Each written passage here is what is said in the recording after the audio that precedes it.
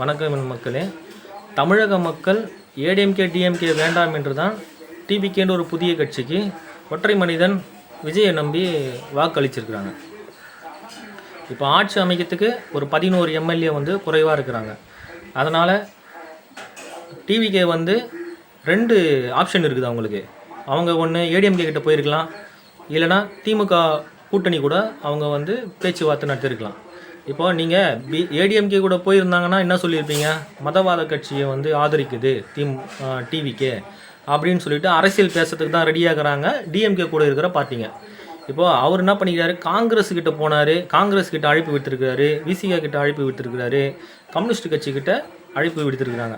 இப்போது நீங்கள் விசிகா, காங்கிரஸு, கம்யூனிஸ்டெல்லாம் மதவாத கட்சியை ஆதரிக்கக்கூடாது, மதவாத கட்சி உள்ளே வரக்கூடாதுன்னு தான் டிஎம்கே கூட சேர்ந்து நீங்கள் பேசின அரசியல். இப்போ அதே தானே டிவிகே முன்மொழிஞ்சிருக்குது. அவங்களுக்கு மத்திய அரசை பற்றி தமிழ்நாட்டு மக்களுக்கு அவ்வளவு கவலை கிடையாது. மாநில அரசை கொண்டு தான் அவங்க அரசியல் சிந்தனையே இருக்கும். ஏடிஎம்கே டிஎம்கே மாற்றி மாற்றி வருது, ஓட்டுக்கு பணம் கொடுக்குது. இது தேவலைன்னு சொல்லிட்டு தான் டிவிகேக்கு ஓட் பண்ணியிருக்கிறாங்க. இதை மதிப்பளித்து விசிகாவும் கம்யூனிஸ்ட் கட்சியும் உடனே தாவேக்கால கூட்டணி வைக்கணும். இதுதான் மக்களுக்கு ஒரு சரியான தீர்ப்பாக இருக்கும். நீங்கள் அதை மீறி நாங்கள் ஆளுநர் சரியான உடனே அமைச்சிருக்கலாம், அவருக்கு சட்டமன்றத்தில் தான் உறுப்பினரை காமிக்கணும், ராஜ்யசபாவில் காமிக்க தேவையில்ல. இந்த அரசியல்லாம் பாமர மக்களுக்கு இதெல்லாம் புரிதல் இருக்காது. நீங்கள் அதனால தான் உங்களெல்லாம் பேச வச்சுட்டு டிவியில் நாங்கள் பார்த்துன்னு இருக்கிறது. எங்களுக்கு நீங்கள் அரசியல் சூப்பராக சொல்கிறீங்க, உங்கள் எல்லாருடைய அரசியலும் எங்களுக்கு தெரியாமல் ஒன்றும் கிடையாது. நீங்கள் ஆளுநர் குறை சொல்லி இருக்காதீங்க. நீங்கள் உடனே இப்போது தேவையான உறுப்பினர், தேவையான எம்எல்ஏக்கள் இணையணும். விசிகாக்கும் கம்யூனிஸ்ட் கட்சிக்கும் இது நம்ம ஒரு கோரிக்கையாகவே வைக்கிறோம். நீங்கள் அதை விட்டுட்டு இப்போ என்ன அரசியல் நீங்கள் பேசுனீங்க? நீ உங்கள் அப்போ ஏடிஎம்கே கூட போயிட்டா பிஜேபி மதவாதம் வரக்கூடாது, இதுக்கு தான் நான் முன்னாடியே சொன்னேன். இது பேசுறதுக்கு இதுக்கு முன்னாடி நீங்கள் அதை தான் பேசுனீங்க. இப்போ அது நடக்கலை. அவர் பிஜேபி கூட போகல, அவர் ஏடிஎம்கே கூட போய் கூட்டணி கேட்கல. அவர் காங்கிரஸ் கிட்ட போயிருக்காரு.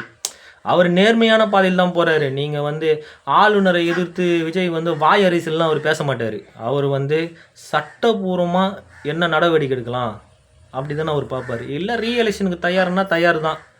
டிவிகே தொண்டர்கள் மக்கள் இன்னும் எழுச்சி பெற்று மெஜாரிட்டியில் ஜெயிச்சு வர வச்சுருவாங்க. இது ஒன்றும் ஆட்சேபனே கிடையாது, இதுக்கு ஒன்றும் பயமும் கிடையாது. நீங்கள் பேசின அரசியலில் சரியாக இருந்துக்குங்க. இவர் இப்போது நான் விடுதலை கட்சி, அவர் பேர் ஷனாவாஸ் சொல்லியிருக்காரு, ஆளுநரை எதிர்க்கிற பிஜேபியை எதிர்த்து குரல் கொடுக்குற துணிவு டிவிகேக்கு இருக்குதான்னு கேட்டிருக்காரு. எதுக்கு? நீங்கள் இப்போ உங்களை காங்கிரஸுக்கிட்ட அழைப்பு கொடுத்துருக்கிறாரு, பிசிகாக்கு அழைப்பு கொடுத்துருக்காரு, கம்யூனிஸ்ட்டுக்கு அழைப்பு கொடுத்துருக்காரு. உங்களால் சேர முடியுமா? சேர முடியாதா? அவ்வளோதான் நீங்கள் சொல்லிட்டு போனோம்.